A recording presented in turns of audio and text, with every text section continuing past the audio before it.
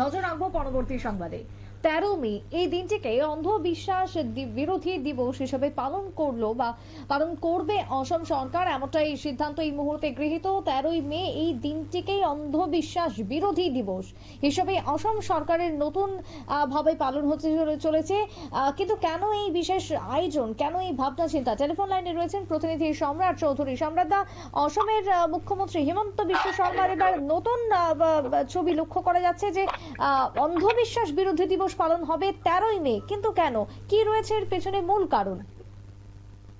দেখো, আসামের একজন বিশিষ্ট সমাজসেবী, ওনার নাম বীরু বালা রাভা।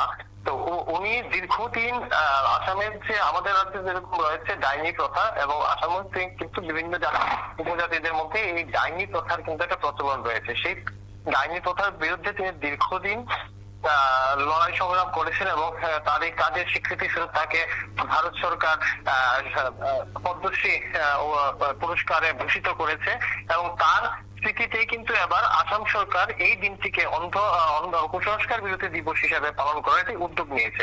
গোটা আসামে এই যে কুসংস্কার বা ডাইনি প্রথা বা তুমি যাই বলো, এই ধরনের যে সংস্কারগুলি জাতীয় উপজাতিদের মধ্যে যে সংস্কারগুলি রয়েছে, সেগুলো কিন্তু একটি মারাত্মক সমস্যা। যেমনটা রয়েছে ত্রিপুরায়, আমরা দেখেছি দীর্ঘদিন ত্রিপুরায় ডাইনি প্রথার নামে কিন্তু অনেক মহিলাকে হত্যা করা হয়েছে বা তাকে নির্যাতন করা হয়েছে।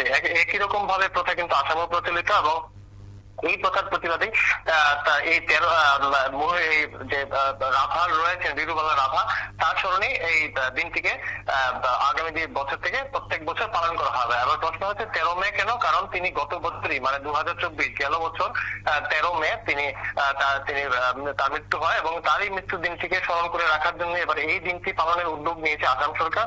তবে গুরুত্বপূর্ণ বিষয় যেটি হচ্ছে, দেখো, কারো কোনো দিবস পালন সেটি বড় কথা নয়, বড় কথা হচ্ছে আসাম সরকার এই ধরনের একটি প্রথার বিরুদ্ধে বা কুসংস্কারের বিরুদ্ধে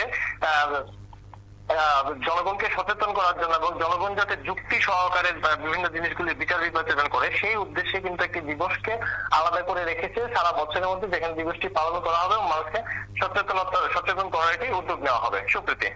বেশ, ধন্যবাদ সম্রাট দা। অর্থাৎ এই মুহূর্তে দাঁড়িয়ে অসমের পক্ষ থেকে যে সিদ্ধান্ত নেওয়া হয়েছে যে আগামী 13 মে এই দিনটিকে তারা অন্ধ যে কুসংস্কার রয়েছে মানুষের মধ্যে এখনো পর্যন্ত বাসা বেঁধে, সেই কুসংস্কার বিরোধী দিবস হিসেবে তারা পালন করবে আগামী 13 তারিখ বা মে মাসের 13 তারিখের এই দিনটিকে। ডাইনি প্রথার বিরোধী সমাজসেবী বীরবল রাভার মৃত্যু দিবসেই তারা পালন করবে এই দিনটি, এমনটা খবর অসম থেকে উঠে আসছে।